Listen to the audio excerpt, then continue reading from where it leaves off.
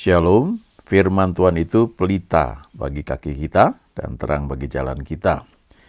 Di Keluaran 15 ayat 26 dikatakan bahwa jika kamu sungguh-sungguh mendengarkan suara Tuhan Allahmu dan melakukan apa yang benar di matanya dan memasang telingamu kepada perintah-perintahnya dan tetap mengikuti segala ketetapannya, maka aku tidak akan menimpakan kepadamu penyakit manapun yang telah kutimpakan kepada orang Mesir.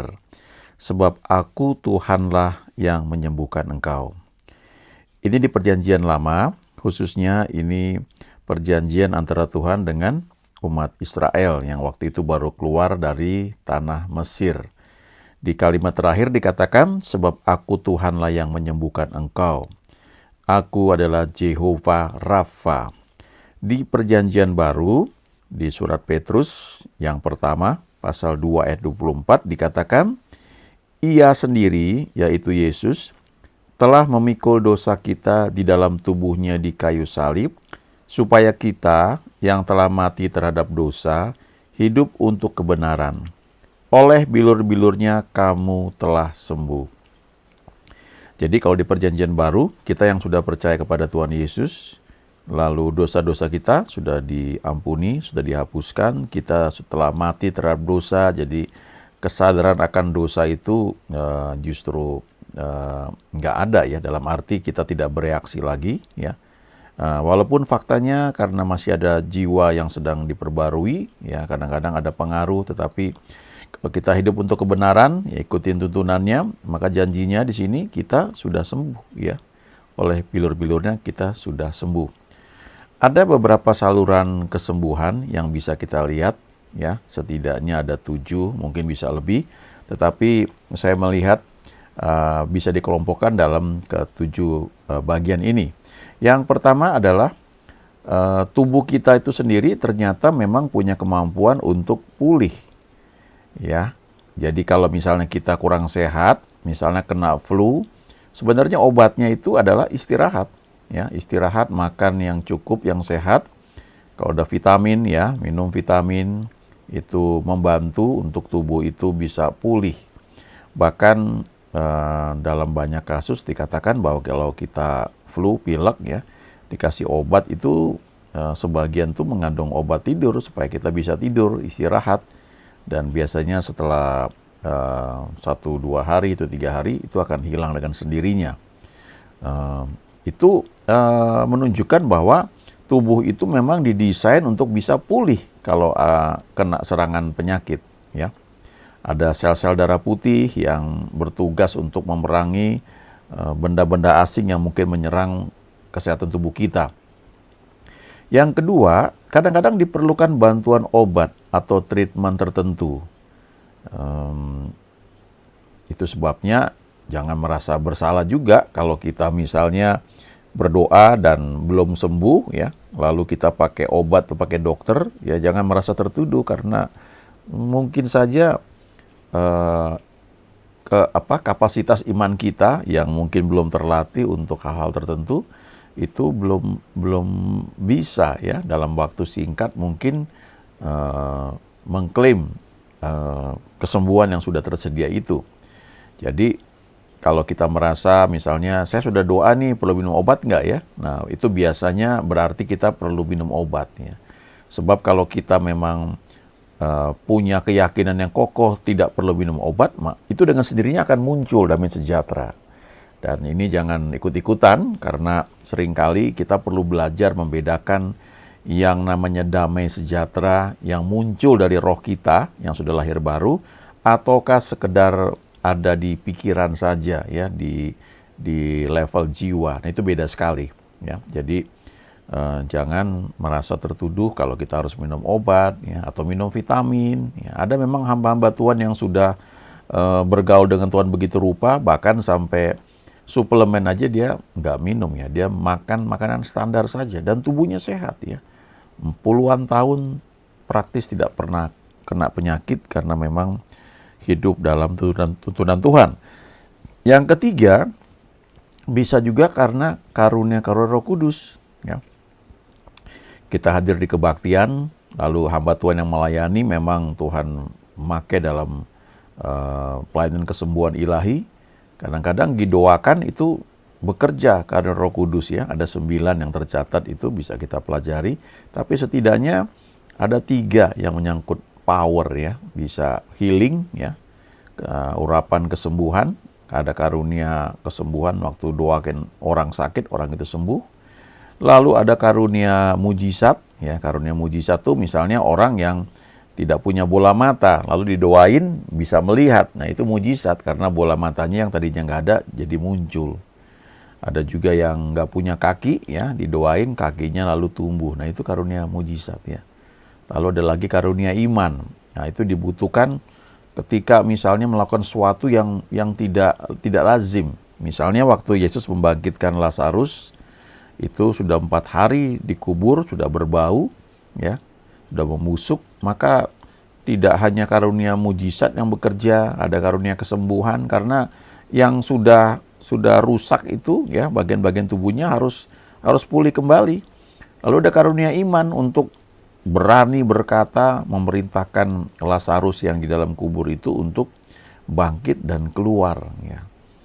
Nah, itu karunia Roh Kudus dan itu tidak bisa bekerja seperti yang kita mau karena itu tergantung dari Roh Kudus yang menuntun kita. Bisa juga yang keempat itu lewat hadirat Tuhan yang dimanifestasikan. Ya, kita ini yang sudah percaya Tuhan Yesus, kita lahir baru, maka ada Roh Kudus bersama kita. Tuhan selalu bersama dengan kita dimanapun kita berada.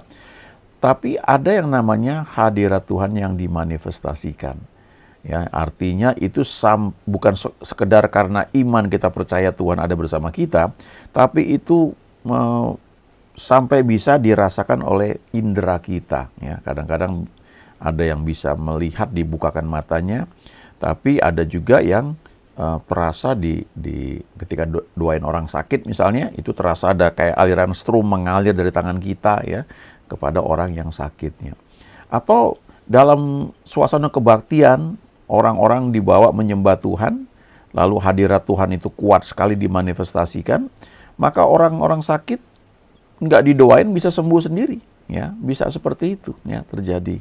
Itu sebabnya baik sekali kalau kita senantiasa suka memuji menyembah Tuhan, kita terbiasa untuk berada dalam hadiratnya yang dimanifestasikan, ya.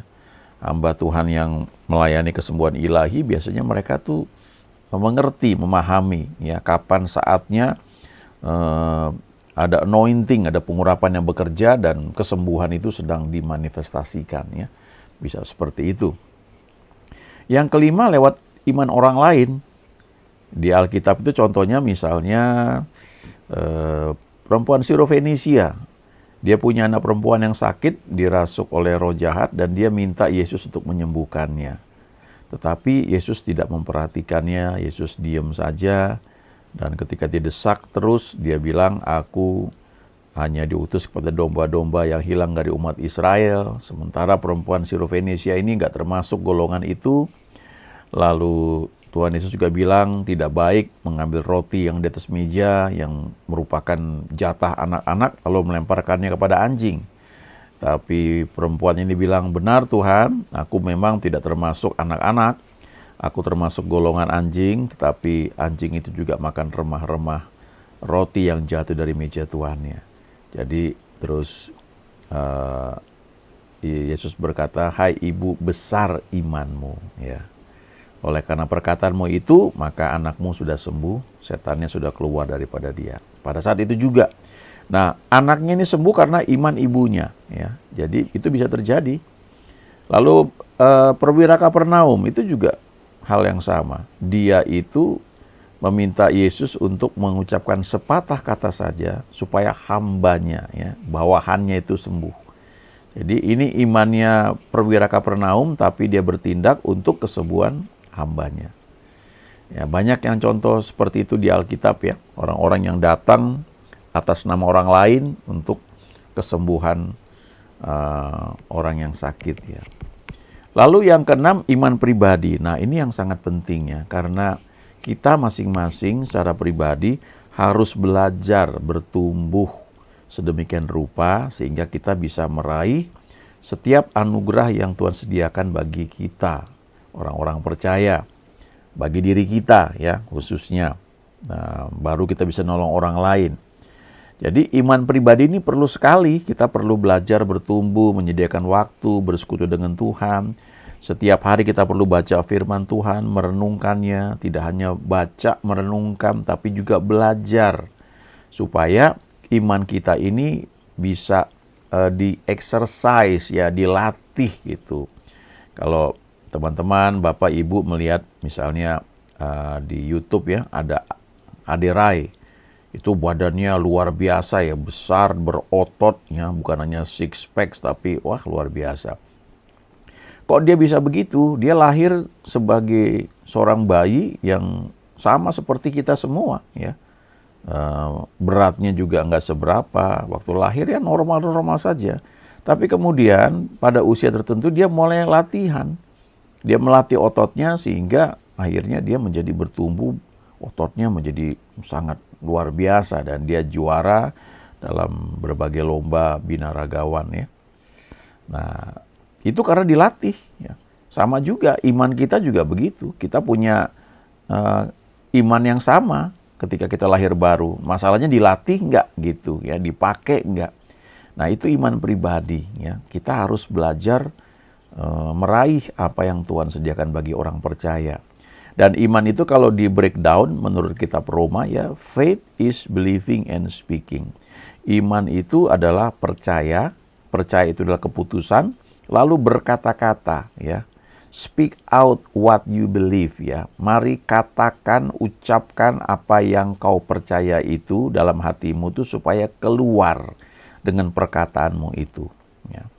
Itu iman ya. Lalu setelah itu ada tindakan iman yang menunjukkan bahwa kita percaya, iman kita itu hidup karena kita nggak hanya percaya, kita berkata-kata lalu kita bertindak. Nanti kita akan lihat contohnya ya. Itu yang keenam, iman pribadi ya. Ini sangat penting. Kita mungkin bisa didoakan oleh hamba Tuhan yang punya karunia kesembuhan, ya, kita mengalami mujizat. Tapi setelah itu kita mesti bertumbuh. Ya, setidaknya pertama belajar mempertahankan kesembuhan itu. Karena jatah kita adalah sehat, nggak perlu sakit. Ya, dikatakan tadi kan di surat Petrus, oleh bilur-bilurnya kita sudah sembuh. Ya. Lalu setelah itu kita belajar untuk menolak ketika penyakit itu menyerang lagi. Ya, kita harus tolak itu. Iman kita ini harus kita pakai. Saya pernah sakit yang sudah seminggu itu, ya nggak sembuh. Akhirnya saya minta hamba Tuhan untuk doain saya. Saya pakai telepon, saya doain, saya minta dia doain. Hanya dalam waktu 5 menit dia doain saya lewat telepon dan sembuh. Ya, saya langsung bisa ke kantor setelah seminggu tidak ke kantor. Tapi kira-kira 2-3 tahun kemudian penyakit yang sama menyerang lagi. Kali ini saya nggak bisa minta doain karena hamba Tuhan sedang di Amerika. Jadi saya tiru apa yang dia praktekkan waktu dia doakan saya itu. Ya, dia tengking penyakit saya itu dan saya juga lawan ya. Saya tengking penyakit itu. Dan tidak langsung sembuh, butuh waktu ya, gejala-gejalanya itu masih muncul selama 2 minggu baru hilang total. Dan kemudian tidak pernah menyerang saya lagi ya, penyakit tersebut. Ya, harus dipraktekkan, ya, dilatih iman pribadi. Lalu yang ketujuh adalah lewat firman. Nah, firman itu seperti air. Kalau kita baca firman terus setiap hari merenungkan seperti orang Israel, setiap pagi harus bangun mengambil mana surgawi, ya, mana yang turun dari surga untuk makanan mereka itu. Dan itu hanya cukup untuk 1 hari. Besok mesti bangun pagi lagi, ya, cari mana lagi, ambil mana. Kalau telat bangunnya, udah siang, mana itu akan meleleh. Ya. Jadi kita juga harus belajar baca firman, bangun pagi, merenungkan. Dan kalau kita continue, mungkin ada gejala penyakit yang menyerang kita. Tapi kalau kita continue lakukan baca firman, merenungkan firman, maka penyakit itu akan hilang, ya, gejala itu akan hilang. Ya, walaupun mungkin butuh waktu, tidak secepat ketika kita didoakan dengan hamba Tuhan yang ada karunia karena Roh Kudus, ya, atau karena iman kita yang kita tarik, ya, kesembuhan itu dengan sengaja, ya, yang tersedia, itu bisa langsung sembuh. Tapi kalau lewat firman mungkin butuh waktu, tapi pasti bisa sembuh, ya. Nah, kita lihat ini contoh nih ya, asal ku jamah saja jubahnya aku akan sembuh. Ini cerita tentang perempuan yang sakit pendarahan. Di Markus 5, adalah di situ seorang perempuan yang sudah 12 tahun lamanya menderita pendarahan. Ia telah berulang-ulang diobati oleh berbagai tabib, sehingga telah dihabiskannya semua yang ada padanya. Namun sama sekali tidak ada faedahnya, malah sebaliknya keadaannya makin memburuk. Dia sudah mendengar berita-berita tentang Yesus, maka di tengah-tengah orang banyak itu, ia mendekati Yesus dari belakang dan menjamah jubahnya. Kita lihat di sini, ya, ada seorang perempuan yang sudah 12 tahun menderita pendarahan, ya. Dan artinya selama 12 tahun ini awalnya mungkin dia berharap tubuhnya bisa memulihkan sendiri, ya, sehingga bisa sehat kembali, tapi ternyata tidak terjadi sehingga dia perlu berobat ke dokter. Dikatakan di ayat 26 dia sudah ke berbagai dokter, ke rumah sakit, berbagai macam rumah sakit. Mungkin pakai BPJS, pakai asuransi, atau bayar sendiri, tetap aja nggak ada hasilnya. Sehingga akhirnya uangnya habis. Tapi dia tidak membaik, malah dia semakin memburuk. Tapi kita belajar di sini bahwa keinginan dia mau sembuh, entah lewat dokter, lewat obat, ini menunjukkan bahwa memang manusia itu didesain untuk hidup sehat. Jadi kalau ada sakit penyakit, nggak salah untuk kita berusaha untuk sembuh. Jangan bilang Tuhan mengirimkan penyakit ini untuk mengajar kita. Karena kalau kita percaya bahwa penyakit itu dari Tuhan, dikirimkan untuk mengajar kita, maka kalau kita lalu ke dokter minum obat, berarti kita sedang melawan kehendak Tuhan, di mana Dia sedang mengajar kita lewat penyakit. Ya, ini kontradiksi. Kita harus belajar berkata bahwa penyakit bukan dari Tuhan. Lalu ayat 27, dia sudah mendengar berbagai berita tentang Yesus. Karena itu dia punya iman, karena pernah mendengar firman, ya. Makanya ayat berikutnya dikatakan, asal ku jamah saja jubahnya, aku akan sembuh. Dari mana dia dapat pengertian itu? Karena dia sudah pernah mendengar bahwa Yesus ini menyembuhkan orang sakit. Dan ketika dia jamah jubah Yesus, dikatakan seketika itu berhentilah pendarahannya dan ia merasa bahwa badannya sudah sembuh dari penyakitnya. Dalam bahasa Inggris dikatakan itu, for she kept saying, if only I touch his garments, I will be healed. Artinya, dia terus ngomong dalam pikirannya ini, kalau aku jamah jubahnya, aku akan sembuh. Dia ngomong terus sehingga itu menjadi gambaran di imajinasinya. Aku mesti jamah jubahnya. Kalau aku jamah, aku akan sembuh. Itu menjadi dominant thoughts, ya, menjadi pikiran yang dominan dalam pikiran dia. Dan akhirnya dia lakukan, dia bertindak, dan dia sembuh. Ya. Ini hal yang luar biasa. Yang berikutnya, kalau kita baca di Amsal 4 ayat 20 sampai dengan 22, hai anakku, perhatikanlah perkataanku. Arahkanlah telingamu pada ucapanku. Janganlah semuanya itu menjauh dari matamu, simpanlah itu di lubuk hatimu. Karena itulah yang menjadi kehidupan bagi mereka yang mendapatkannya dan kesembuhan atau obat bagi seluruh tubuh mereka. Jadi kalau kita memperhatikan perkataan Tuhan, kita mengarahkan telinga kita kepada ucapan firman Tuhan, kita membuat semuanya itu selalu ada di depan mata kita, kita menyimpannya dalam lubuk hati kita, maka itu firman yang kita pegang, yang kita perhatikan, yang telinga kita arahkan untuk mendengar hal itu, yang menguasai pemikiran kita, ya, maka itu menjadi kehidupan bagi mereka yang mendapatkannya. Itu menjadi obat bagi seluruh tubuh mereka. Kalau orang sakit pilek akan dikasih obat pilek. Orang batuk dikasih obat batuk. Kalau orang pusing, pening dikasih obat pening. Kalau orang alergi dikasih obat alergi. Tapi ada satu obat yang berlaku bagi semua penyakitnya, berlaku bagi seluruh tubuh kita, yaitu firman Tuhan. Kalau firman ini kita dapatkan secara pribadi, artinya karena kita baca, kita renungkan, itu menjadi milik kita, ya. Kita bisa berkata it's mine, ya. Itu menjadi milik kita, itu begitu menguasai kita. Itu menjadi kesembuhan atau menjadi obat bagi apapun penyakit yang mungkin menyerang kita. Percayalah, ya, Tuhan itu Tuhan yang baik. God is good all the time. Dia mau kita selalu sehat. Dia adalah Tuhan yang menyembuhkan, Dia adalah gembala yang baik, dan karena itu Peganglah firman Tuhan supaya kita menikmati apa yang Dia janjikan. Amin.